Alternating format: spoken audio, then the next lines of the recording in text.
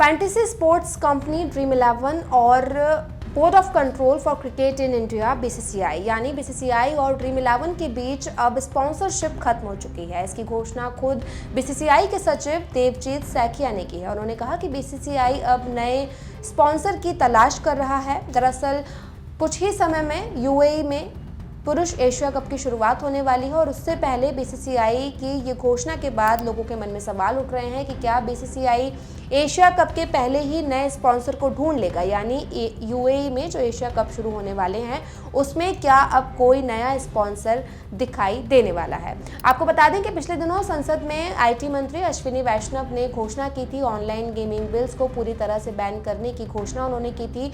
ये बिल लोकसभा और राज्यसभा दोनों से पास हो चुका था। राष्ट्रपति द्रौपदी मुर्मू की मुहर लगने के बाद ड्रीम 11 ने अपने उन ऐप्स को बैन कर दिया जो कि गेमिंग ऐप पैसों के थ्रू खिलाए जाते थे। उन्हें ड्रीम 11 ने बंद कर दिया है, लेकिन बावजूद इसके सोमवार को बीसीसीआई के सचिव देवजीत सैकिया ने घोषणा करते हुए बताया कि अब बीसीसीआई ड्रीम 11 के साथ स्पॉन्सरशिप जारी नहीं रखने वाला है। आपको बता दें कि ड्रीम 11 के साथ बीसीसीआई की जो स्पॉन्सरशिप थी, ये जो कॉन्ट्रैक्ट था वो 2023 से 2026 तक के लिए था, लेकिन 2025 में ऑनलाइन गेमिंग बिल संसद से पास होने के बाद बीसीसीआई ने कहा कि वो कानून के दायरे में रहते हुए ड्रीम 11 के साथ अब कोई साझेदारी नहीं कर सकता है। सबसे पहले आपको बता देते हैं कि आखिर इसके पीछे बड़ी वजह क्या कुछ है, क्यों बीसीसीआई ने ड्रीम 11 के साथ अपनी स्पॉन्सरशिप को खत्म कर दिया है, बावजूद इसके जब ड्रीम 11 ने अपनी उन गेमिंग ऐप्स को बंद कर दिया है जिसमें पैसों से गेम खिलाए जाते थे।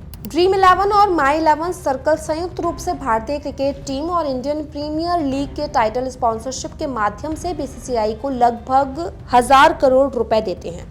दरअसल ड्रीम 11 का टीम इंडिया के टाइटल स्पॉन्सर होने के लिए 2023 से 2026 के लिए 44 मिलियन यानी 44 मिलियन अमेरिकन डॉलर 358 करोड़ रुपए का अनुबंध है। संसद के उच्च सदन में कानून पारित होने के बाद हाल ही में जारी एक बयान में ड्रीम 11 ने कहा, हम हमेशा से कानून का पालन करने वाली कंपनी रहे हैं और हमेशा कानून के अनुसार अपना व्यवसाय किया है। हालांकि हमारा मानना है कि प्रगतिशील कानून ही आगे बढ़ने का रास्ता होगा। हम कानून का सम्मान करेंगे और ऑनलाइन गेमिंग प्रचार और विनियम विधेयक 2025 का पूरी तरह से पालन करेंगे। अगस्त 2025 में लोकसभा और राज्यसभा दोनों ने इस बिल को पारित कर दिया। इसी के साथ रियल मनी आधारित ऑनलाइन गेमिंग जैसे fantasy sports, rummy, poker, lottery, batting पर पूरी तरह से प्रतिबंध लगा दिया गया है। इसे ऑफर करना, संचालित करना, प्रमोट करना और वित्तीय लेन देन में सहायता करना शामिल है। सब गैर कानूनी हो चुका है। आपको बता दें, इंडिया गेमिंग रिपोर्ट 2025 के अनुसार भारत में दुनिया के गेमिंग यूजर्स का लगभग 20% हिस्सा है और ग्लोबल गेमिंग ऐप डाउनलोड का 15% से ज्यादा भारत से है। 2024 में घरेलू गेमिंग इंडस्ट्री की वैल्यू 3.7 अरब डॉलर थी, जिसके 2029 तक 9.1 अरब डॉलर तक पहुंचने का अनुमान जताया गया है। अब आपको ये भी बता देते हैं कि आखिर सरकार ने किस तरह से इन गेमों पर प्रतिबंध लगाया है। रियल मनी गेम्स को बैंकिंग सिस्टम के जरिए लेन देन करने से रोका जाएगा। इस तरह के गेम्स विज्ञापन या प्रचार पर पूरी तरह से रोक लगा दी जाएगी। बिना रजिस्ट्रेशन वाले अवैध गेमिंग प्लेटफॉर्म पर सख्त एक्शन लिया जाएगा। ऑनलाइन गेमिंग बिल में निगरानी के लिए एक स्वतंत्र नियामक प्राधिकरण बनाया जाएगा। अवैध गेमिंग प्लेटफॉर्म चलाने वाले को 3 साल की जेल या 1 करोड़ रुपए के जुर्माने का प्रावधान भी हो सकता है। रियल मनी गेम के विज्ञापन पर 2 साल की जेल, 50 लाख रुपए तक के जुर्माने का प्रावधान है। अवैध लेन देन में शामिल वित्तीय संस्थानों को 3 साल की जेल या 1 करोड़ के जुर्माने का प्रावधान है। इस तरह के अपराध को बार बार करने वालों को लंबी जेल या ज्यादा जुर्माना भी हो सकता है। कुछ मामलों में सजा गैर जमानती होगी। अधिकारियों को संपत्ति जब्त करने और बिना वारंट अरेस्ट करने का भी अधिकार होगा। अब बात करते हैं ड्रीम 11 की। जुलाई 2023 में ड्रीम 11 ने एडटेक कंपनी बायजूस की जगह भारतीय क्रिकेट टीम के लीड स्पॉन्सर के रूप में 3 साल का करार किया था। ये करार 358 करोड़ रुपए में हुआ था। इंडियन प्रीमियर लीग में ड्रीम 11 की महत्वपूर्ण उपस्थिति रही। वीवो के हटने के बाद साल 2020 में ये लीड स्पॉन्सर था। पिछले हफ्ते संसद के दोनों सदनों में ऑनलाइन गेमिंग प्रमोशन और रेगुलेशन एक्ट 2025 पारित होने और राष्ट्रपति द्रौपदी मुर्मू की मंजूरी मिलने के बाद ड्रीम 11 ने घोषणा करते हुए बताया कि उसने अपने प्लेटफॉर्म पर सभी पैसे आधारित ऑनलाइन गेमिंग प्रतियोगिताओं को निलंबित कर दिया है।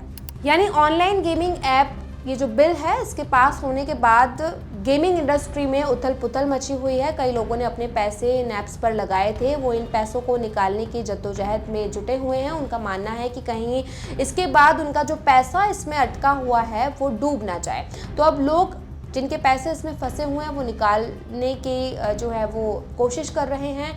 तो वहीं कुछ लोगों ने इसका समर्थन किया है और तो कुछ लोगों ने कहा है कि इसे बंद नहीं करना चाहिए था। सोशल मीडिया पर इसको लेकर तमाम मीम भी देखने के लिए मिले। आपको बता दें कि पिछले कई समय से ऑनलाइन गेमिंग ऐप जो है वो भारत में पूरी तरह से सक्रिय है। छोटे बच्चों से लेकर बड़े सभी इस गेम को खेलते हैं।